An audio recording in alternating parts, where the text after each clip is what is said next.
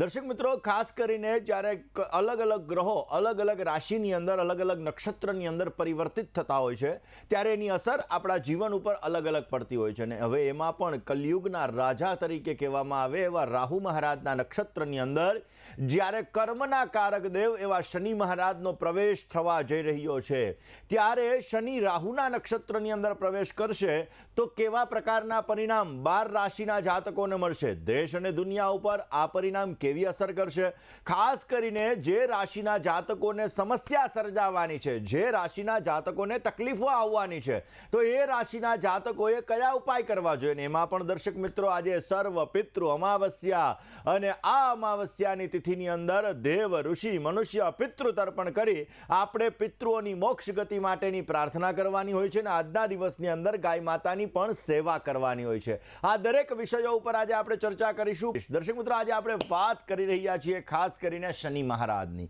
શનિ મહારાજ જેને કર્મના કારક દેવ કીધેલા છે, જે સૂર્ય ભગવાનના પુત્ર છે, જે શનિ મહારાજ દરેક વ્યક્તિને પોતાના કર્મ અનુસાર ફળ આપતા હોય છે અને મંદ ગતિના કારક છે. 2.5 વર્ષ સુધી પોતે એક રાશિની અંદર પરિભ્રમણ કરતા હોય છે અને અત્યારે પોતાની સ્વગૃહી રાશિ એટલે કે પોતાની રાશિની અંદર એટલે કે કુંભ રાશિની અંદર પોતે બિરાજમાન છે. 27 નક્ષત્ર છે અને આ 27 નક્ષત્રની અંદર અલગ અલગ નક્ષત્રમાં અલગ અલગ ગ્રહોનું જ્યારે પરિણામ ખાસ કરીને પરિભ્રમણ થતું હોય છે ત્યારે એ પરિભ્રમણ અલગ અલગ રાશિ ઉપર અલગ અલગ અસર કરતી હોય, કારણ કે 27 નક્ષત્ર એના સ્વામી અલગ, એના દેવતા અલગ અને એના આધાર ઉપર આપણા જીવનની અંદર અલગ અલગ પ્રકારના લાભ અને અલગ અલગ પ્રકારના નુકસાનો થતા હોય છે. દર્શક મિત્રો, આજે આપણે વાત કરી રહ્યા છીએ શનિ મહારાજના રાહુના નક્ષત્રની અંદર પ્રવેશ, કારણ કે શનિ મહારાજ છે એ શનિ મહારાજને ન્યાયના દેવતા કીધેલા છે, જ્યારે રાહુ મહારાજ એ કલયુગના કારક છે, માયાના કારક છે. ને આ કલયુગના કારક, માયાના કારક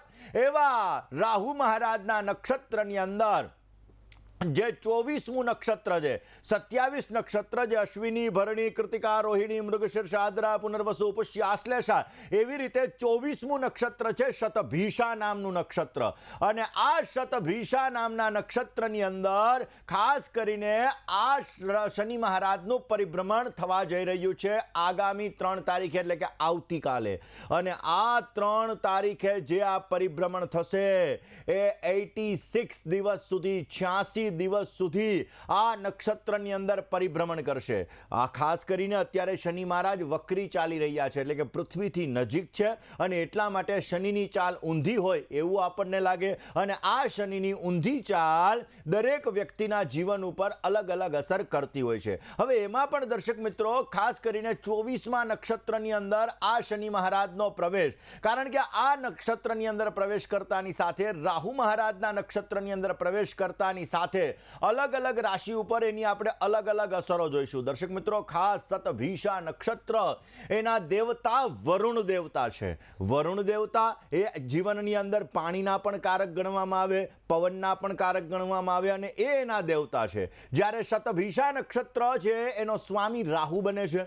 રાહુ ક્રિએટિવિટીનો કારક છે, રાહુ માયાનો કારક છે અને શનિ મહારાજ એ કર્મના કારક દેવ છે. અને એટલા માટે કર્મના કારક દેવ હોવાના લીધે જ્યારે રાહુના નક્ષત્રની અંદર વરુણ દેવતા છે એ નક્ષત્રની અંદર જ્યારે પ્રવેશ કરવાના છે ત્યારે તમારી રાશિ ઉપર પણ એની અલગ અલગ અસર થશે. અને આ જ્યારે શનિનો રાહુ ઉપર પ્રભાવ એટલે કે શનિના રાહુના નક્ષત્રની અંદર પ્રવેશની સાથે આપણે જોઈશું કે દેશ અને દુનિયાની અંદર જે વાતાવરણ, કારણ કે ગઈકાલે આપણે વાત કરી હતી સૂર્યગ્રહણની, સૂર્યગ્રહણના લીધે અલગ અલગ જગ્યાએ યુદ્ધના પરિણામો આપણે જોઈ શકશું, ઝઘડાઓનું પ્રમાણ જોઈ શકશું. પરંતુ જ્યારે આ શનિ મહારાજનો રાહુના નક્ષત્રની અંદર પ્રવેશ થવા જઈ રહ્યો છે ત્યારે આપણે જોઈશું કે ઘણા બધા દેશો એવા હશે કે જેના દેખાડવાના દાંત અલગ હશે ને ચાવવાના દાંત અલગ હશે. એટલે કે આ સમયગાળાની અંદર જ્યારે યુદ્ધની પરિસ્થિતિ જ્યારે થઈ રહી હશે ત્યારે આ સમયગાળાની અંદર ઘણા દેશોની અંદર આવી સમસ્યા થશે કે પોતે કંઈક બયાન, પોતે કંઈક વસ્તુ કહેશે અને કંઈક વસ્તુ કરશે.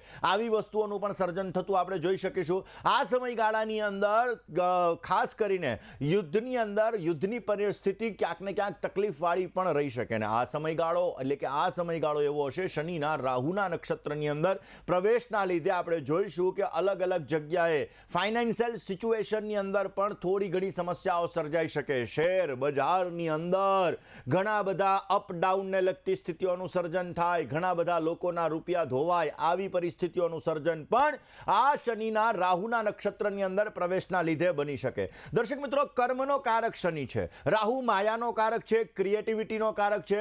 એટલે આ સમયગાળા દરમિયાન જો ક્રિએટિવિટી વાળું વર્ક કરવામાં આવે, ક્રિએટિવિટી વાળું કામ કરવામાં આવે, દિલો જાનથી પોતાના ધ્યેય ઉપર, પોતાના ગોલ ઉપર તમે ધ્યાન રાખી અને કાર્ય કરશો, મનનો ભટકાવ નહીં કરો તો પોઝિટિવ રિઝલ્ટ મળશે. કારણ કે રાહુ અને કેતુનું કામ જ આ છે. રાહુ અને કેતુ જ્યારે આમ સામે હોય છે, કારણ કે રાહુ અને કેતુ હંમેશા રાહુથી સાતમે કેતુ હોય જ, અને એટલા માટે શું કરે, જે જગ્યાએ રાહુ મહારાજ બિરાજમાન હોય, જે જગ્યાએ કેતુ મહારાજ બિરાજમાન હોય, એ જગ્યાએથી એનું ધ્યાન ભટકવાનું કામ કરે છે. એક્ઝામ્પલ તરીકે તમારા પહેલા સ્થાનની અંદર રાહુ મહારાજ છે, સાતમા સ્થાનની અંદર કેતુ મહારાજ બિરાજમાન છે, તો શું થશે કે તમારું કાં તમારી પત્ની અથવા પતિ તરફ ધ્યાન રહેશે, કાં તમારું ભાગીદારીની અંદર ધ્યાન રહેશે. કારણ કે સાતમું સ્થાન છે પત્નીનું સ્થાન છે, સાતમું સ્થાન છે પતિનું સ્થાન છે, સાતમું સ્થાન છે ભાગીદારીનું સ્થાન છે. એટલે એક ઉપર ફોકસ કરાવશે ને બાકી બધામાંથી ફોકસ હટાવી દેશે. એવી જ રીતે દર્શક મિત્રો, જ્યારે શનિ મહારાજ રાહુના નક્ષત્રની અંદર પ્રવેશ કરવા જઈ રહ્યા છે ત્યારે દરેક રાશિ ઉપર એની અલગ અલગ અસર પડશે. કારણ કે અત્યારે કુંભ રાશિની અંદર શનિ મહારાજ ચાલી રહ્યા છે, અને આ કુંભ રાશિની અંદર શતભિષા નક્ષત્રની અંદર ઓલરેડી પહેલા આવી ગયા હતા, પરંતુ અત્યારે વક્રી છે એટલે પાછા પોતે શતભિષા નક્ષત્રમાં આવી રહ્યા છે. તો આ શતભિષા નક્ષત્રની અંદર આવતાની સાથે દરેક વ્યક્તિ ઉપર, દરેક રાશિ ઉપર એની અલગ અલગ અસર પડવાની છે. દર્શક મિત્રો, વાત આજે આપણે કરી રહ્યા છીએ શનિના રાહુના નક્ષત્રની અંદર પ્રવેશ. દર્શક મિત્રો, પહેલી નવરાત્રિએ આ શનિ મહારાજ રાહુના નક્ષત્રની અંદર પ્રવેશ કરશે. માં જગદંબાની ઉપાસનાનું પર્વ એટલે નવરાત્રિ, અને આ નવરાત્રિની આરાધનાની અંદર કર્મના કારક દેવ એવા શનિ મહારાજ, માયાના કારક દેવ એવા રાહુ મહારાજના નક્ષત્રની અંદર જ્યારે પ્રવેશ કરવા જઈ રહ્યા છે ત્યારે ક્યાંક ને ક્યાંક રાહુ સાથેનો સંયોગ દરેક વ્યક્તિના જીવનની અંદર ક્યાંક ને ક્યાંક થોડી ઘણી સમસ્યાઓને થોડાક લાભ પણ લઈને આવે. હવે જ્યારે શનિ અને રાહુનો આ સંયોગ સર્જાઈ રહ્યો છે તો ઘણી રાશિના જાતકોને સ્કિન રિલેટેડ એટલે કે ચામડીને લગતી સમસ્યાઓ પણ ઉત્પન્ન કરાવડાવે, બેચેનીને લગતી સમસ્યાઓ પણ કરાવડાવે, ગભરાહટને લગતી સમસ્યાઓ પણ ઉત્પન્ન કરાવડાવે, અને આર્થિક રૂપે પણ સમસ્યાઓ ઉત્પન્ન થાય. પૈસાની જાવકનું પ્રમાણ પણ આ સમયગાળા દરમિયાન વધી શકે, કામકાજમાં વિઘ્નો પણ આવી શકે. દર્શક મિત્રો, વાત આપણે કરી રહ્યા છીએ શનિના રાહુના નક્ષત્રની અંદર પ્રવેશની. દર્શક મિત્રો, દરેક રાશિ ઉપર જ્યારે અલગ અલગ અસર થતી હોય, દરેક રાશિના જાતકોને જ્યારે અલગ અલગ ફાયદો અને નુકસાન થતું હોય, ત્યારે આ નક્ષત્ર પ્રવેશ તમારી રાશિ ઉપર કેવી અસર કરશે, આ સબ્જેક્ટ ઉપર આપણે વાત કરીએ. દર્શક મિત્રો, નવરાત્રિની આવતીકાલથી જ્યારે શરૂઆત થવાની છે, તો આ નવરાત્રિ દરમિયાન ઘટ સ્થાપના સુખ સમૃદ્ધિનું વરદાન લઈને આવે છે. એવું કહેવાય છે કે ઘટ સ્થાપના કરવાથી, કલશ સ્થાપના કરવાથી નવરાત્રિની અંદર ખાસ બ્રહ્માંડની અંદર જે શક્તિઓ અવેલેબલ છે એ દરેક શક્તિઓની સ્થાપના આપણા કળશની અંદર થાય છે, અને જેના લીધે ઘરમાં, ઓફિસની અંદર કે દરેક જગ્યાએ સુખ સમૃદ્ધિનું વરદાન મળે છે, અને એના દ્વારા આપણા જીવનની અંદર અનેક પ્રકારના લાભો આપણને પ્રાપ્ત થાય છે. દર્શક મિત્રો, કલશ સ્થાપના કરવાથી આપણા જીવનની અંદર પોઝિટિવ રિઝલ્ટ મળે છે, અને આ કલશ સ્થાપના આપણે ખાસ કરીને આવતીકાલે જ્યારે પહેલી નવરાત્રિ છે તો આ પ્રથમ નવરાત્રિએ આપણે કલશ સ્થાપના કરવી જોઈએ. કલશ સ્થાપના કરતા સમયે જો તમે વ્રત રહ્યો છો, તમે અનુષ્ઠાન કરો છો, તો હંમેશા ઘટ સ્થાપના કરી માતાજીની જે મૂર્તિ છે, આ માતાજીની મૂર્તિના જમણા હાથમાં તમારે ગાયના ઘીનો દીવો એટલે કે જમણા હાથ તરફ તમારે ગાયના ઘીનો દીવો કરવો જોઈએ, અને ડાબા હાથ તરફ તમારે તલના તેલનો દીવો કરવો જોઈએ. અવશ્ય એના દ્વારા તમારા જીવનની અંદર પોઝિટિવ લાભ મળે છે, અવશ્ય સારા ફાયદા મળે છે. હવે દર્શક મિત્રો, મુહૂર્તો કયા પ્રકારના છે? હવે ખાસ કરીને જોવા જઈએ તો 3 ઓક્ટોબર 2024ના રોજ જે નવરાત્રિ, શારદીય નવરાત્રિનો પ્રારંભ થવા જઈ રહ્યો છે, આશ્વિન નવરાત્રિનો પ્રારંભ થવા જઈ રહ્યો છે, એમાં સવારના પોરમાં પહેલું ચોઘડિયું 6:31 થી 8 વાગ્યા સુધીનું છે, જ્યારે બીજું ચોઘડિયું છે 10:59 થી જે ચાલુ થશે અને ત્યારબાદ બપોરે 3:28 સુધી. આ સમયગાળો અત્યંત સારો છે, એટલે કે સવારના પોરમાં 10:59 થી બપોરે 3:28 સુધીની અંદર તમે ઘટ સ્થાપના કરી શકો. એના પછી સાંજે 4:58 થી સાંજે 6:28 સુધી પણ સારું ચોઘડિયું છે, એટલે કે આ સમયગાળાની અંદર પણ તમે માતાજીની ઉપાસના કરવા માટે અવશ્ય ભગવાનની સ્થાપના કરી શકો, માતાજીની સ્થાપના કરી શકો અને અવશ્ય પોઝિટિવ રિઝલ્ટ મેળવી શકો. દર્શક મિત્રો, આવતીકાલથી નવલી નવરાત્રિ ચાલુ થવા જઈ રહી છે.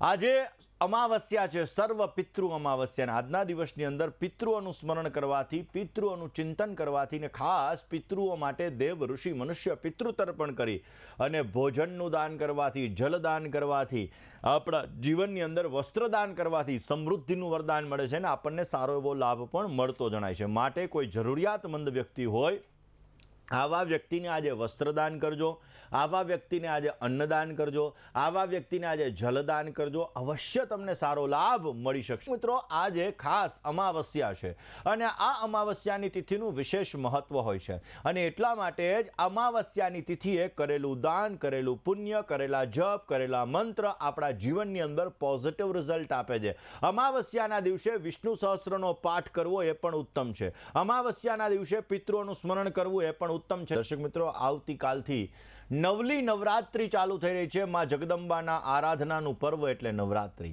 આ નવરાત્રિની અંદર અવશ્ય આપણે માં જગદંબાની આરાધના કરવી જોઈએ, ગરબે ઘૂમવું જોઈએ, પરંતુ ઘણી સાવચેતી પણ રાખવી બહુ જ જરૂરી હોય છે.